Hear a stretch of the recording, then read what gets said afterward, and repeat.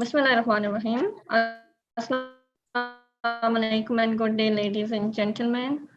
I'm Hazima Mozam and I welcome you all to COMSTECH-NTD joint lecture series. This lecture will be delivered by Professor Dr. Carlos Rubello. The title of his talk today is Genome Organization of the T-cruzi complex. Again, I would like to highlight here that the purpose of this COMSTECH-NTD lecture series is basically to sort of create an awareness among the researchers regarding the tropical diseases around the world and to elucidate their prophylactic and diagnostic sides of the research.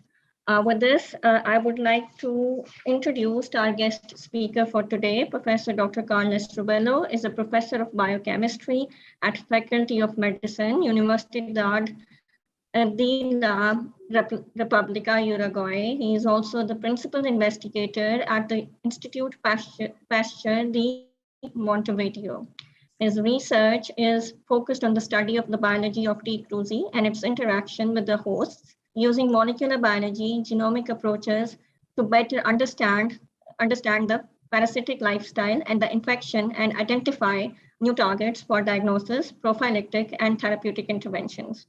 Along with this, similar work is also being carried out currently in his lab on other protozoan parasites like leishmaniasis as well. With this, on behalf of COMSTECH and His Excellency Professor Dr. Iqbal Chaudhry, I would like to thank and welcome our guest speaker for today, Professor Dr. Rubello, for his lecture. Over to you, sir. Okay, thank you very much for the invitation. It is really a pleasure to participate in this meeting. Since this network was my first contact with Pakistan researchers, so that is a honor for me. You have a very nice and excellent research in Pakistan, so thank you very much. I will talk about a parasite, Trypanosoma cruzi, or T. cruzi. I will say Trypanosoma cruzi, I say that it's in Spanish, that is really similar to Leishmania, that probably is the most known for you. It's a kinetoplastic parasite, it's a trypanosomatid, so it has a kinetoplast, it has one nucleus clearly delimited, etc. But instead of Leishmania, it produced Chagas disease. Chagas disease is a disease that occasionates a cardiomyopathy and also some dilated pathologies in the colon, esophagus, and other organs. It's a it is a chronic disease, and it is transmitted by an insect that is called that is a triatom, and triatoms exist in America. So that's why it is an American trypanosomiasis. But also it can be transmitted vertically, transplacental, and by transfusion. So due to migration, now the Chagas disease is distributed around the world, mainly in Europe because of the migration from South America to some countries, Spain, France, and other countries. There are several cases of Chagas disease there. Okay, so I will talk about Trypanosoma cruzi, and all of the work will be oriented to genomics. What we have done with the genome analysis of Trypanosoma cruzi.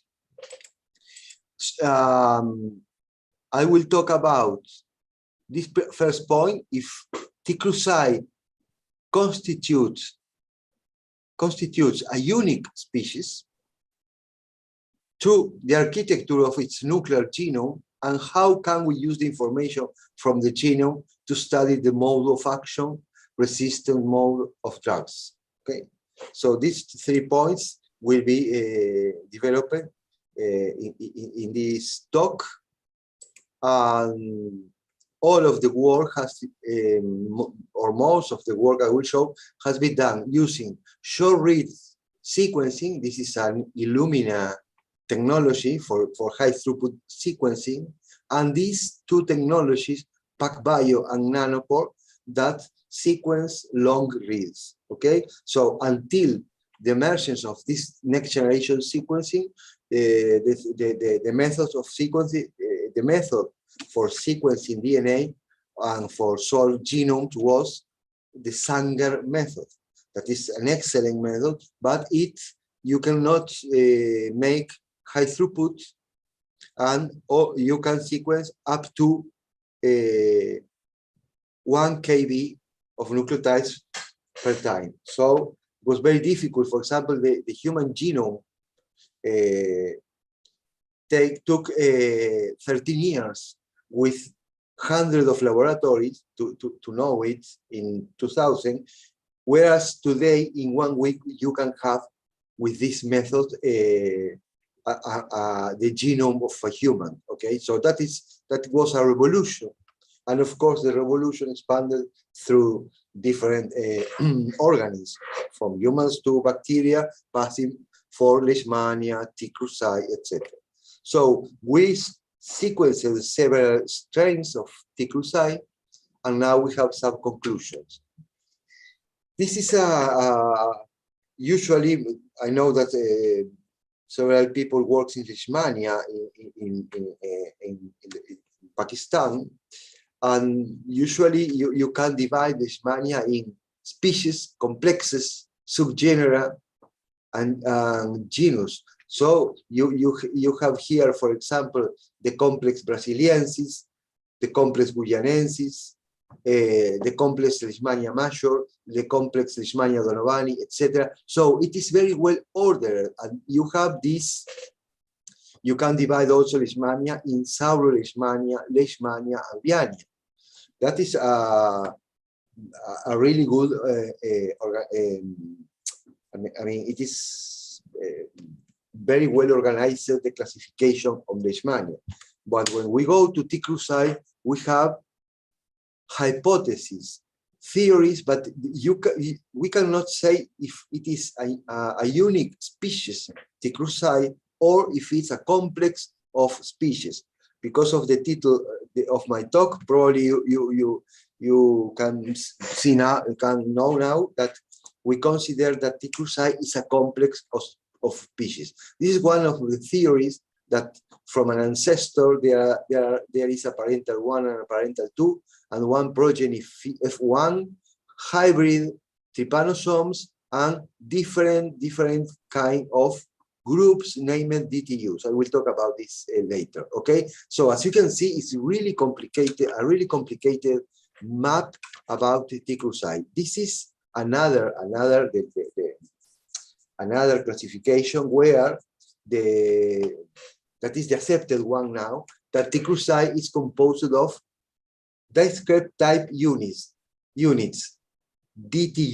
The DTUs is a way to say, I don't know if it is one species with lineages, different lineages, or 6 species or 4 species and 2 hybrid T. cruzi. This is the current classification of T. cruzi. It is divided in 6 DTUs, okay?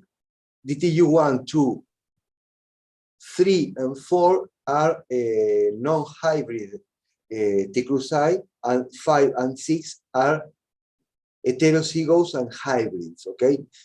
Because of the hybridization of 2 and 3, okay? So, and there are one hybrid TC5 and one hybrid TC6. That is what was accepted until now.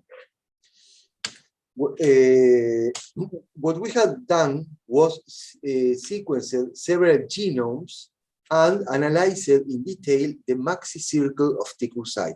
It represents the genome of the mitochondria. It is the same in Leishmania. It is the same in the African trypanosomes. I think that someone has a question. Is us? No? Okay. If you don't understand my English, or if you want to ask, you can interrupt me. Don't worry. Okay. So when we started this work, we have the length of the maxi circle was defined as 22 kilobase pairs. Okay, this is a typical maxi circle of T. cruzi with a coding region that is the same for all of the Trypanosomatids. So Leishmania has the same coding region with these genes that most of them belongs to the respiratory chain. So it is like the mitochondrial DNA, our mitochondrial DNA, but also has a repetitive region and some conserved domains.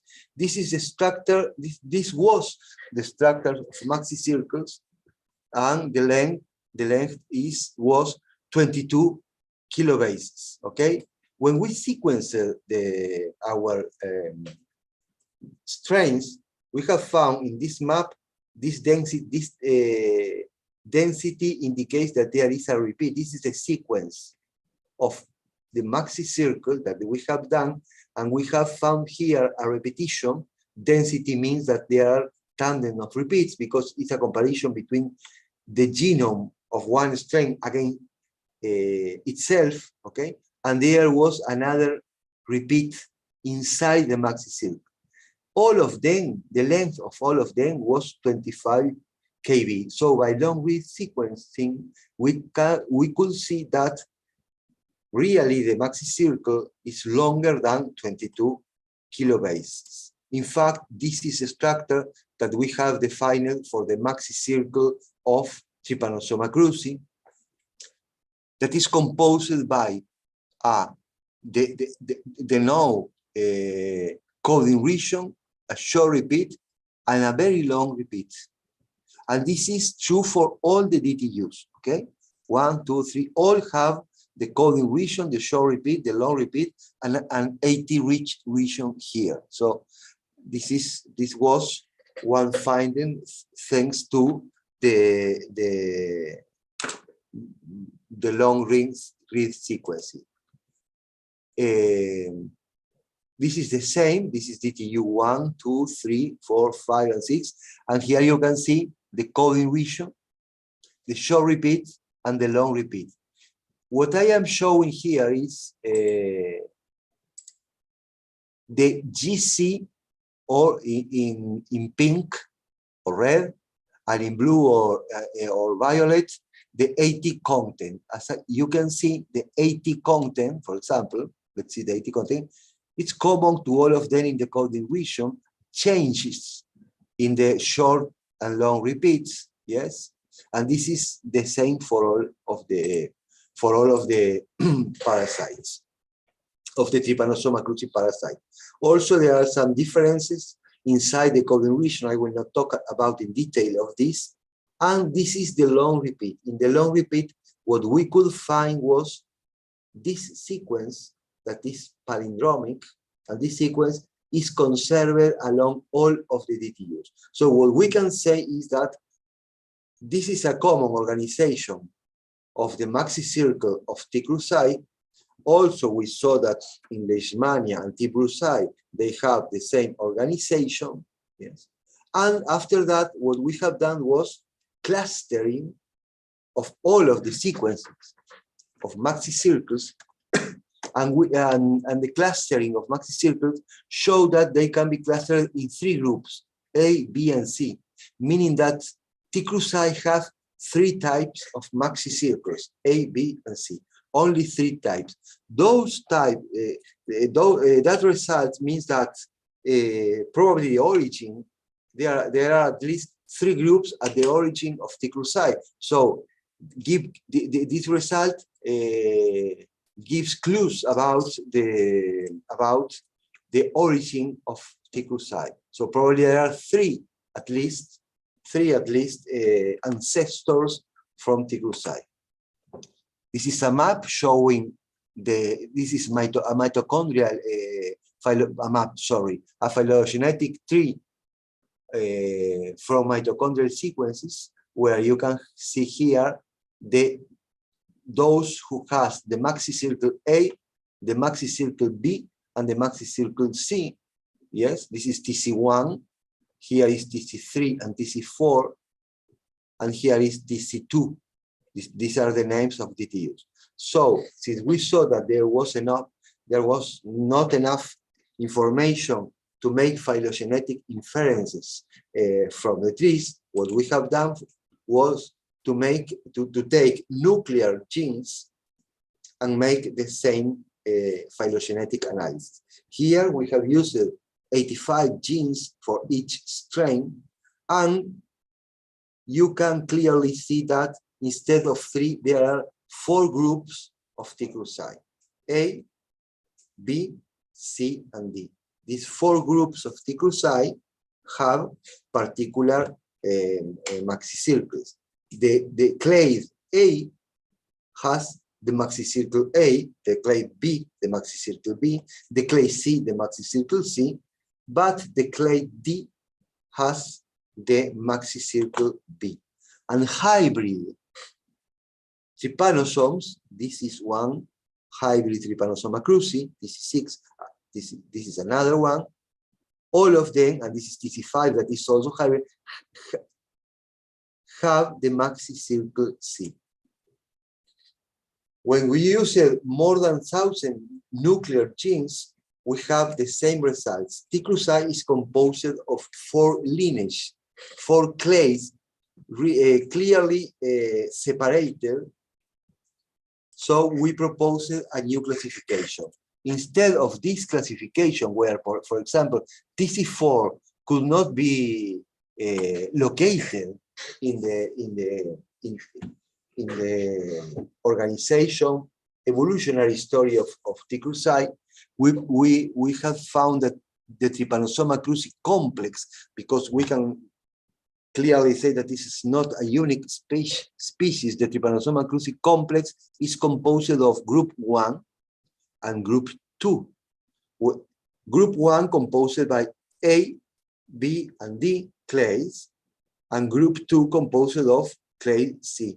The uppercase means the clade or lineage, and the lowercase means the kind of maxicircle it has. And we have found only one hybrid. So the previously named or currently named TC5 and TC6 in our hands or our results say that there is only one hybrid kind of Trypanosoma cruzi that we call BCB, because it is composed of lineage B and lineage C, that is BC, but they have all of them the maxicircle B.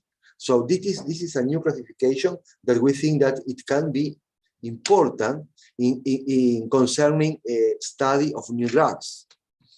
For example, if I develop a new drug, what should I do? Should I check against all of the DTUs or all of the groups or lineages where at least one member of each group, 1 and 2, should be tested?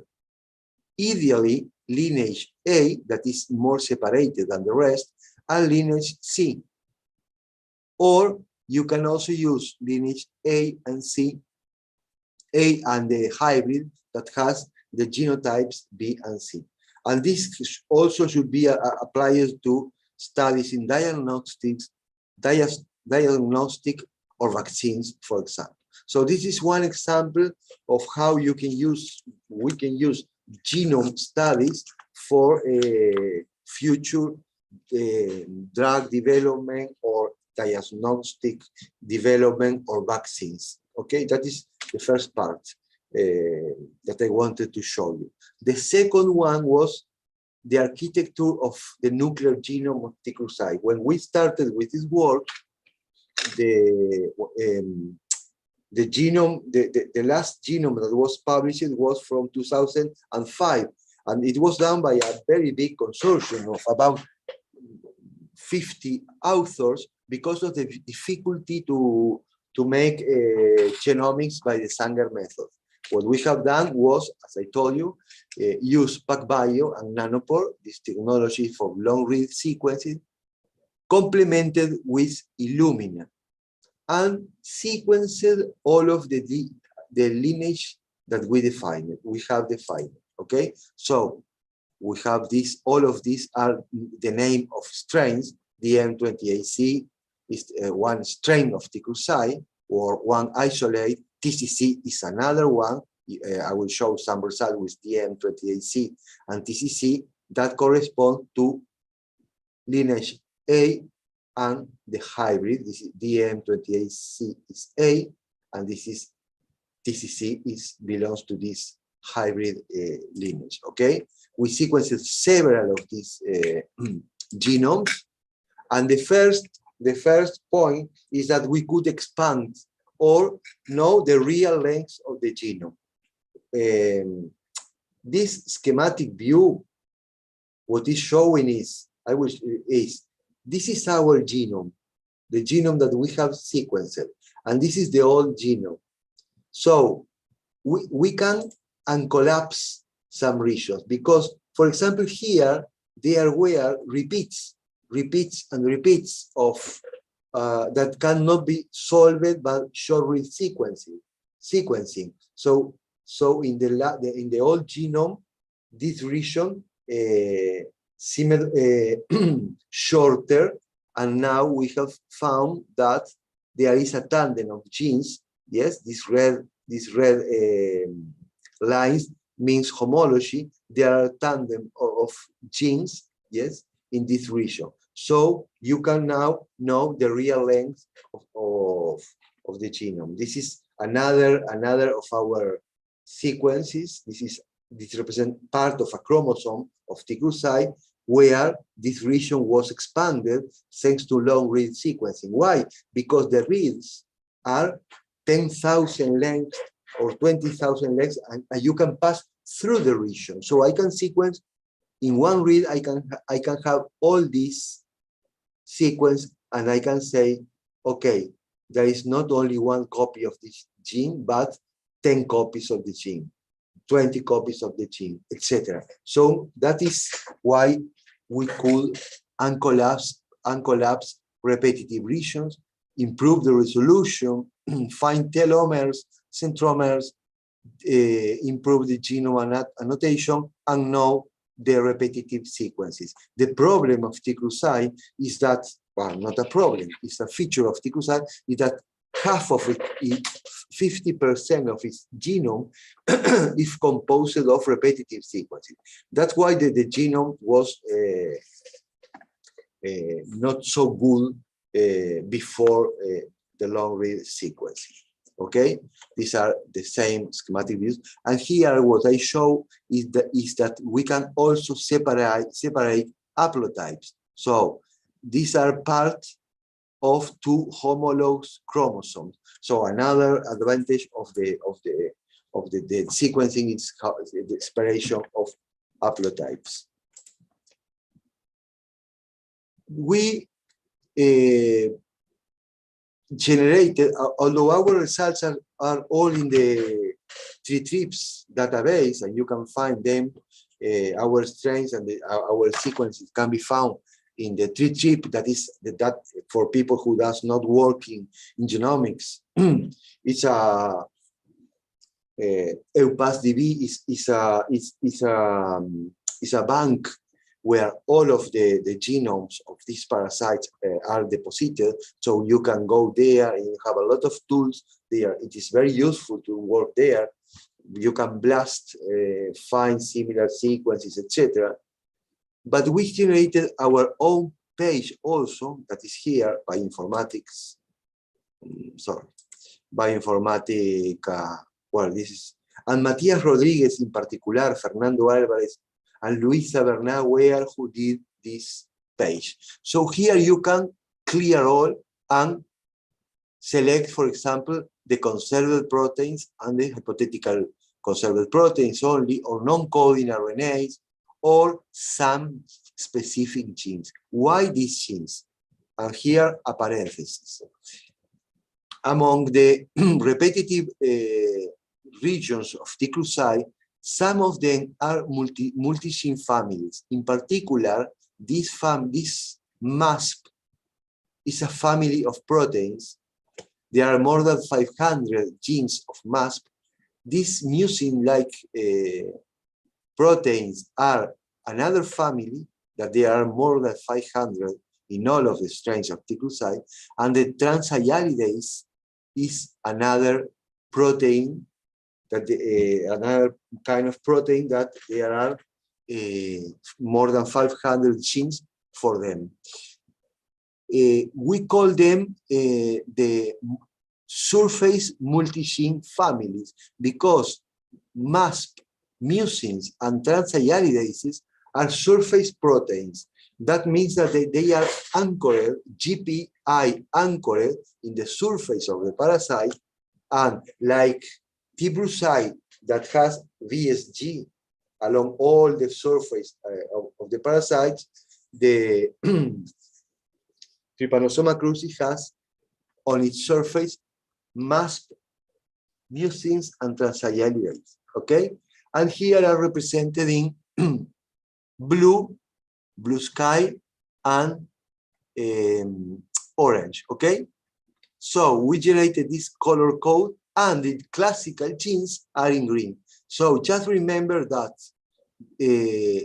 orange, blue, and blue sky are the most important surface proteins from T. cruzi, and that green are all of the genes, the common genes. For example, the enzymes, from the glycolysis, the enzyme from different metabolic pathway, etc.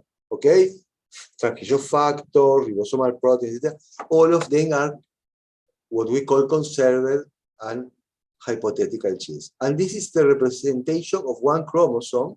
This is a chromosome that has more than 1.4 megabases. And each of these lines in green is one gene. So this is one gene, another gene, etc. Okay? So these lines are genes. The dark green is because it's conserved, so it has a homologous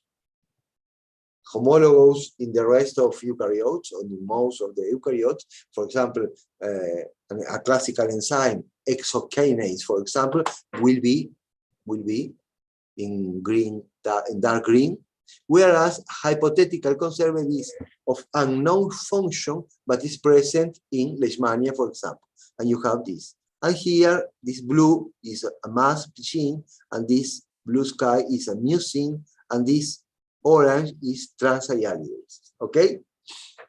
If you see this representation, a surprising result for us was that the green genes were all of them together, and the red and the orange-blue genes were all of them together. You can find some green gene here, or some red here. So what does it mean? That there is there are compartments in the genomes. We have found that the genome of T. cruzi has two clearly defined compartments. The core compartment, where conserved and hypothetical proteins are present, this is the core compartment, and the disruptive compartment, because that has transialidases, MASP, and mucin. Another protein is this one that I will not talk about it. Why we call it disruptive compartment? Because the interruption of synteny among trips. I will come back about this point later. So, note that the three components, or the four components of the, I will not talk about RHS because its function is not known. We don't know what is the function of that gene. But these three components know the number of genes that they have. For example, from transialidases, there are in this strain 1.7 thousand genes coding for these proteins. For mucins, almost 1,000 genes, and for MASP, 1.3 thousand genes. So they are really multi-gene families, and all of them are located together in the genome. That was really surprising for us, because surface proteins are the most relevant in host-parasite interaction. Okay, so this is a representation of the compartments, and of course, they have different properties. It's like T. cruzi has two genomes. a disruptive genome and the core genome. This is showing the GC content, yes, in green, the core, and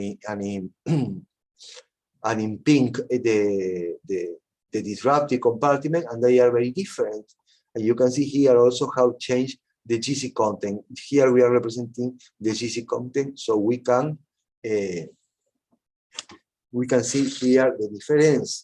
Okay, this is more than the same. And also at the level of transcription, there are important differences. These are the three main stages of T. cruzi: tripomastigotes, epimastigotes, anamastigotes, and the transcription. This represents density of transcription. These are reads, yes, and density of transcription when we have done RNA-seq. Here we found that in the compartment, in the core compartment, the green or core compartment, the transcription is similar between the different stages, except for some genes. This is a differential gene, but in general, in the 6 stages, they have the same amount of transcription. Whereas in the disruptive compartment, transcription goes down, and only some genes are highly transcribed, but another one are almost silent. So there is a functional correlate among these compartments in the genome. That was a very important, very relevant for us finding that T. cruzi put in one place in the genome all the, let's say, essential genes needed for metabolism, etc., and in another place all those that will contact either the insect, either the mammals, and that means that the immune system, etc. So that seems to be the strategy of T. cruzi for defenses, okay? Because here they can generate some variability and without affecting this part of the genome. So gene expression is lower in the disruptive compartment. Gene expression is lower in core boundaries with disruptive compartment, okay? Here also. So they deserve to be studied. So that is another point. So as I told you, we define the 2 compartments in the genome, and the question is, why do call it disruptive to the disruptive compartment? This is a region of the core genome of T. cruzi. Each of these green rectangles represents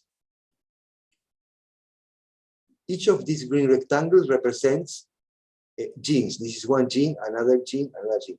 If I go to the trip, yes, this is the representation. This gene is this one, this gene is this one, this gene is this one. The point is that I can, if I am in the web page, I can put here my cursor and see, I will find the links to the peptide sequence, to the gene nucleotide sequences, etc. And here, this is a schematic view of synteny. This is our genome, DM28C 2018. So if you, let's see this gene, yes, has synteny with another gene of T. cruzi. This Brazil is almost identical, and strain almost identical to our strain, but also with Y and CL Brenner of T. cruzi. So there is synteny among T. cruzi as expected, but here and here, these are 2 genes of T. cruzi, and this is one gene, the same gene in Leishmania. And this is for all of them. If you check the order, in T. cruzi, yes, these directional clusters of genes are conserved, are the same to T. brucei and Leishmania major. We can say that the core genome of the Trypanosomatids are really similar. Some difference can be found. For example, these two genes have not synteny here, and probably they are in T. cruzi or T. brucei, but in another place. But in general, this is the view of a synteny representation between T. cruzi, T. brucei, and Leishmania. Note that here this T. brucei, and here is T. brucei gambiense, and this is Leishmania major. So we can say that they are really similar at the genome level. But when we compare a region where half of it is core and half of it is disruptive, then you will find that the same for the green region, the core region, the same. These are the genes of our genome, yes, DM28C are here. This is the almost identical clone Brazil, and you have all the synteny relationships here. This is T. cruzi also, this is CL Brenner. Now we jump to T. brucei and T. brucei gambiense, and know that they are practically the same among them. And also with Leishmania, this dispersion here is because the intergenic regions of Leishmania are longer, but this gene has an homologous and they are the same order. What does it mean? That in millions of years, these trypanosomatids conserve the order of their genes. But when you go to compare this part, that is the disruptive compartment, you find an empty region here. So this is what T. cruzi has been doing during evolution, generating copies and copies and copies of the sulfate genes that are specific of T. cruzi. And probably here is the main difference between T. cruzi, T. brucei, and Leishmania. This is not new for trypanosomatids because T. brucei, its main difference is BSG genes. So they have developed one strategy, evolutionary strategy, and T. cruzi has developed this other one. So why we call it disruptive? Because of the loss of synteny with other trypanosomatids. This region is disruptive with respect to other trypanosomatids. That was we published in the paper of the genome. Okay, but when we went after we had the genome of T. cruzi, only of T. cruzi, Luisa Bernat did this comparison. Here, what we show is the chromosomes on one strain, that is T. cruzi esmeralda, and here is our strain. When we compare one to another chromosome, chromosome 2 has an homologous with the 39 of this strain.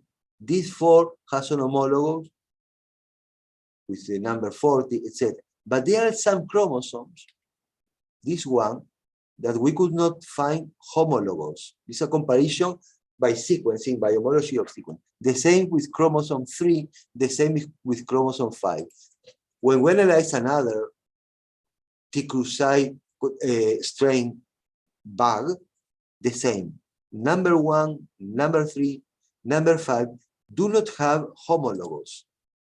And when we compare with Brazil, with TC, the strain Brazil, the same. Our chromosome 1, our chromosome 3, our chromosome 5, and more do not have synteny and homology with any chromosome from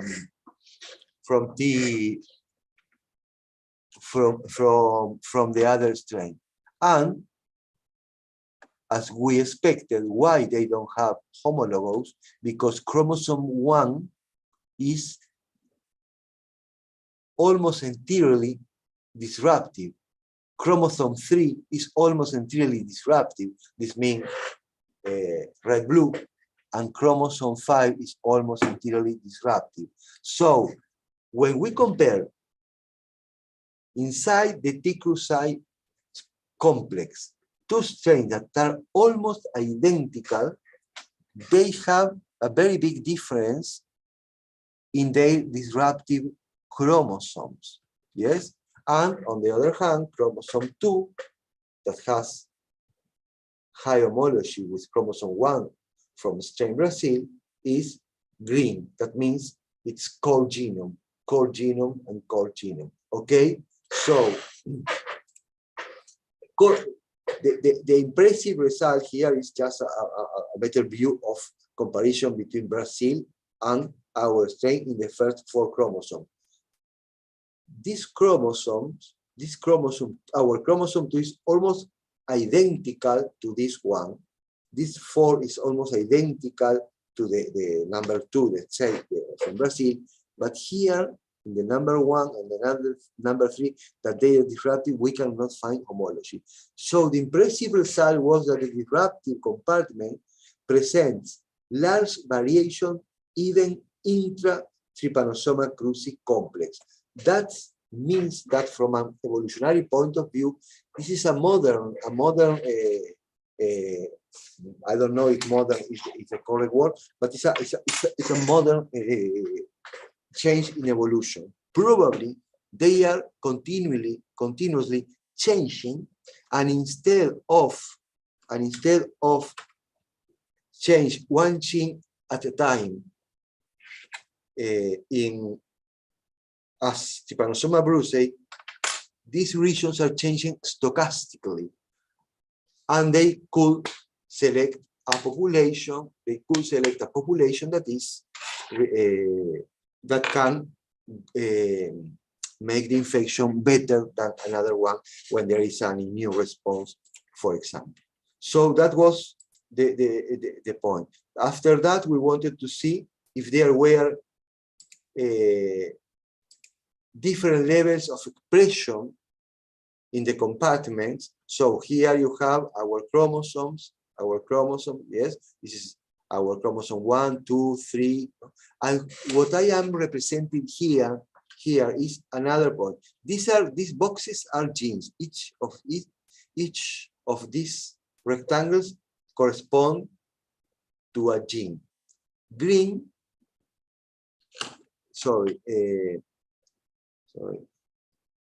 green means low expression, and pink high expression.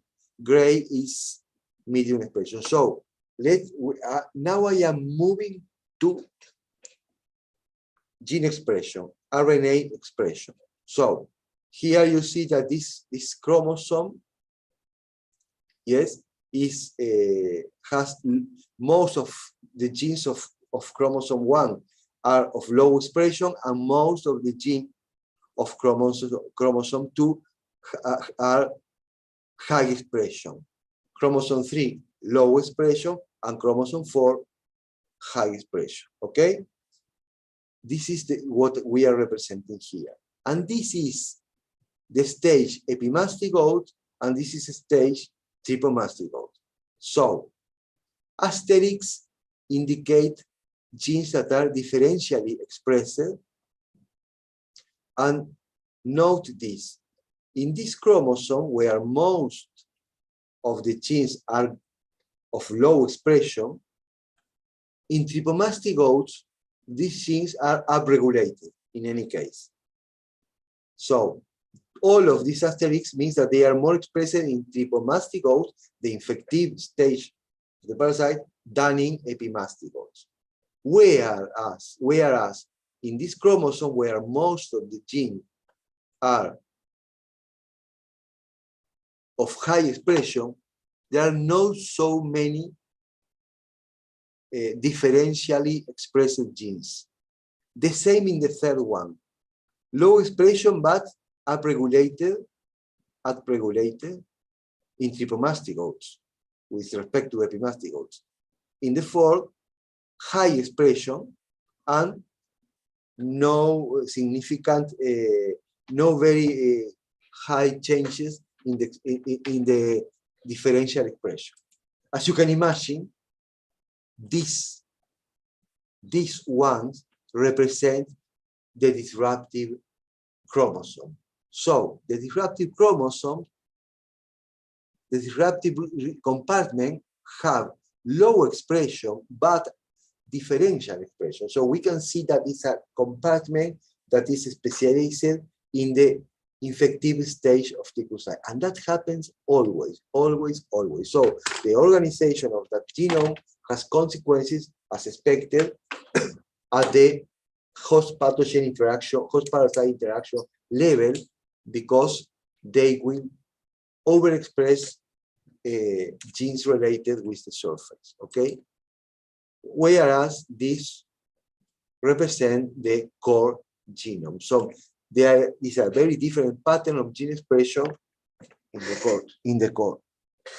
As a summary, T. cruzi genes specialized in the interaction with hosts are located together in the genome, occupying in many cases the entire chromosome and forming the disruptive compartment.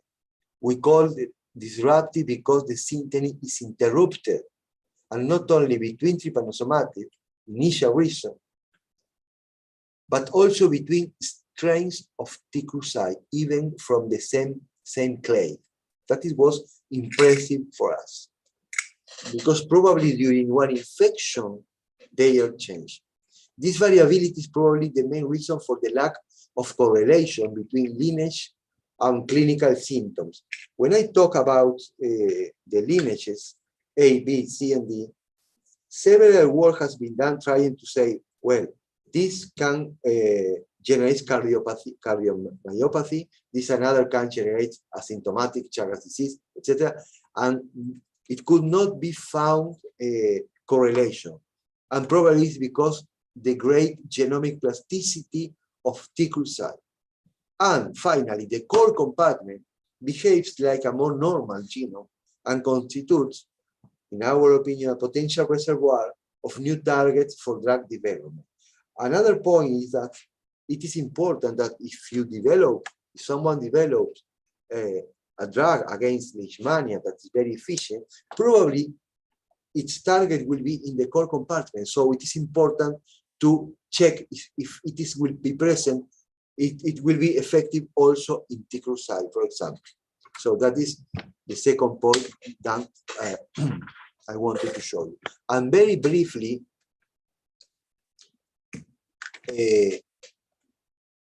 since probably I know that most of the group of Professor Samer and Iqbal, and probably the people who is in the seminar work with leishmania, not with cruzi, and with related and drug development and drug mode of action, etc. It's important. I wanted to comment how we can use the information from the genome to study drugs, new drugs, mode of action, or mode of resistance.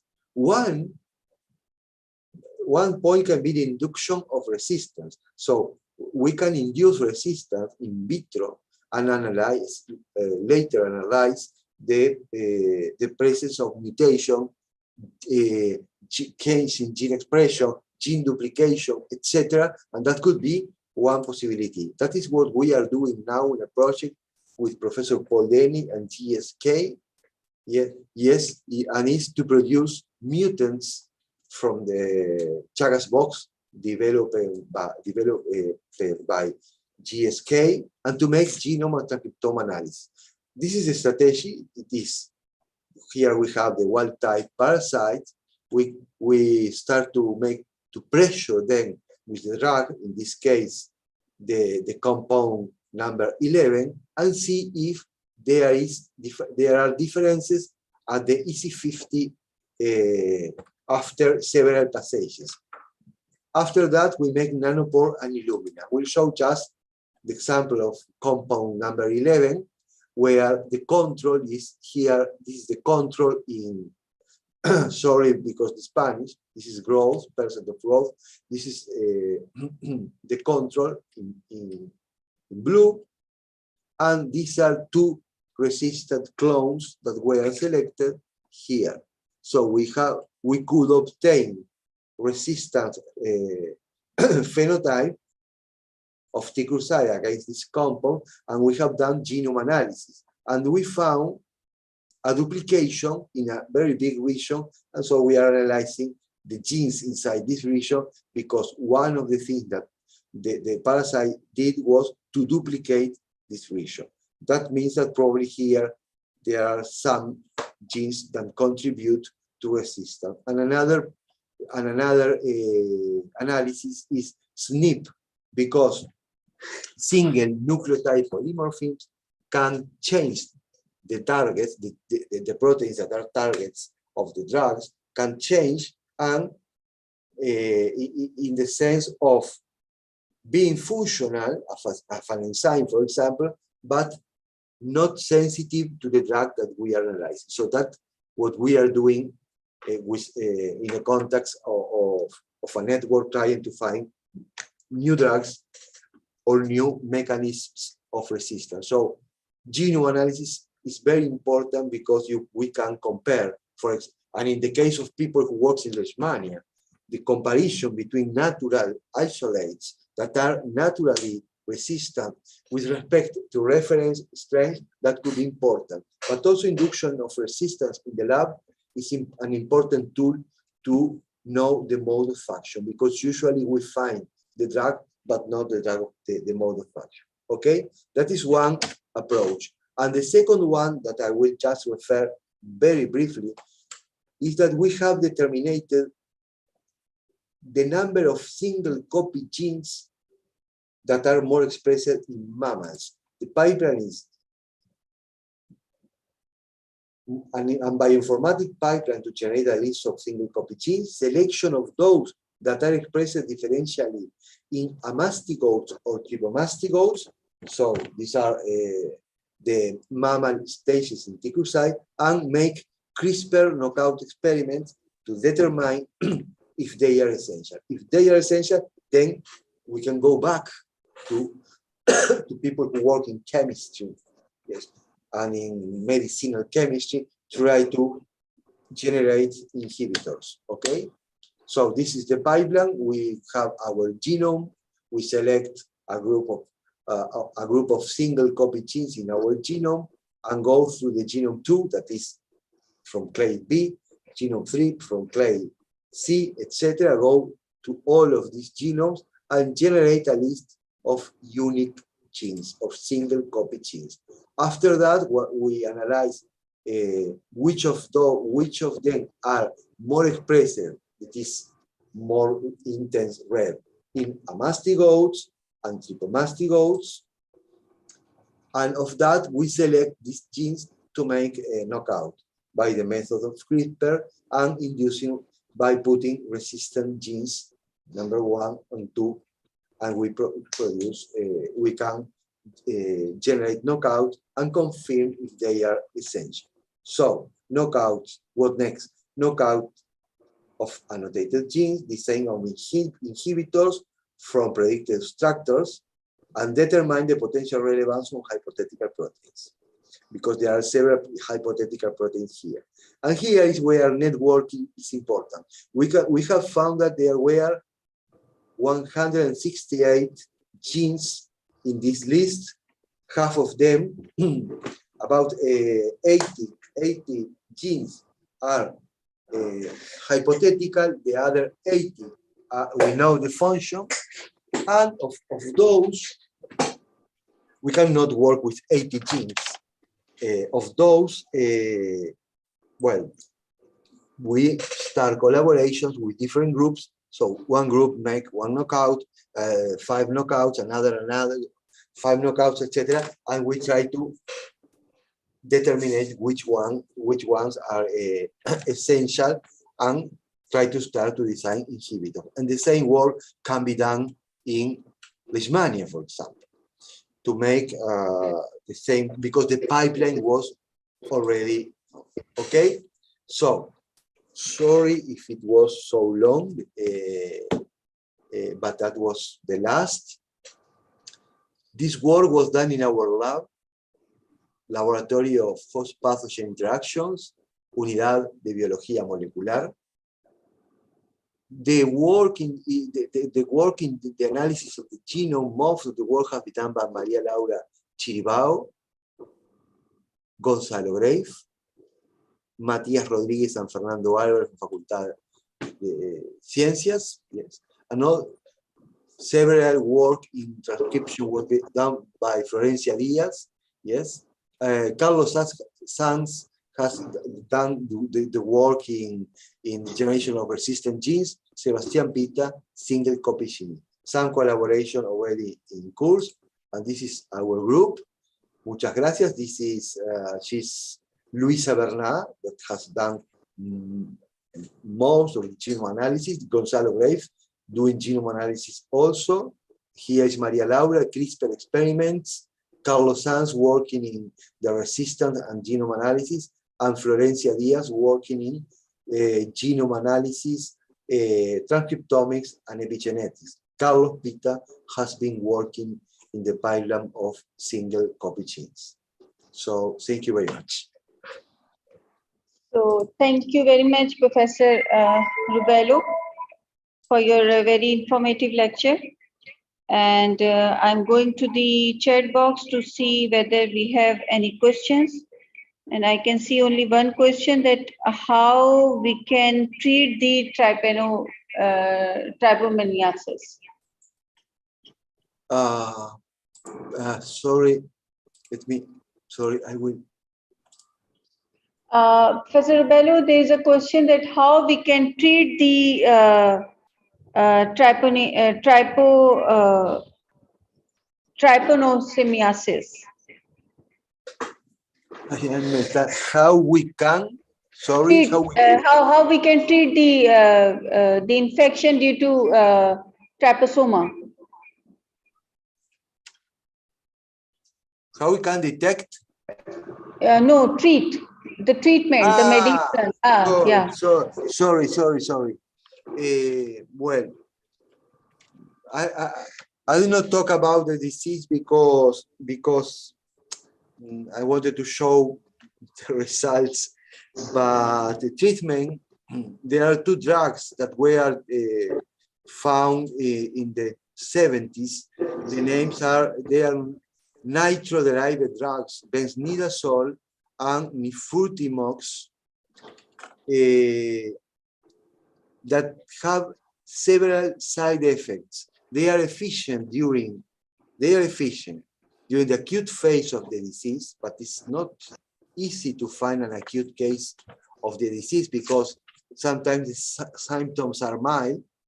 So, and during the chronic phase, they cannot cure the disease. But if there is a peak, then the treatment is used.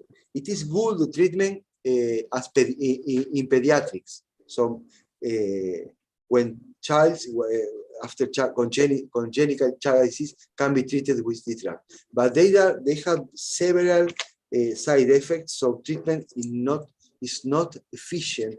So that's why it is important to find new drugs.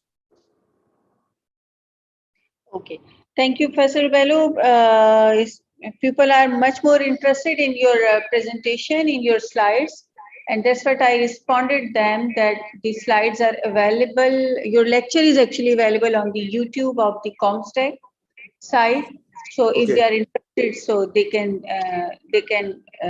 see from there.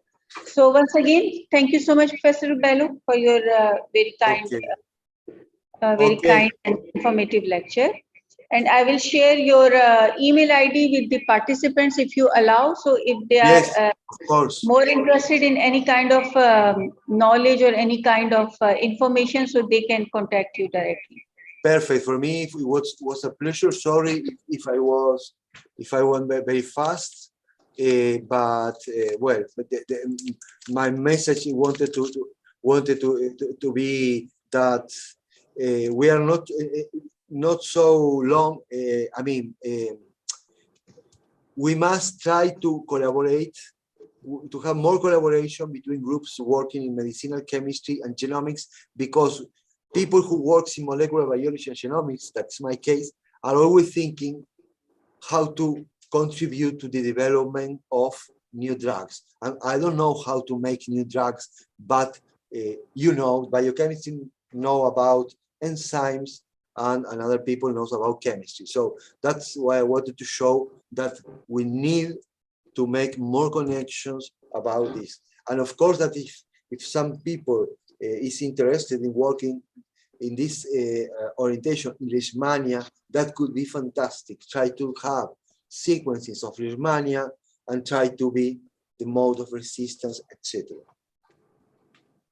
Yes, Professor Bello, I totally agree that the collaboration always ended up in new findings, which found to be more effective as compared to the individual research. Yeah. So thank you so much, Professor Bello, and then see you at another time, maybe in physical. Yes, I hope. Thank you very much, and thank you to all the people.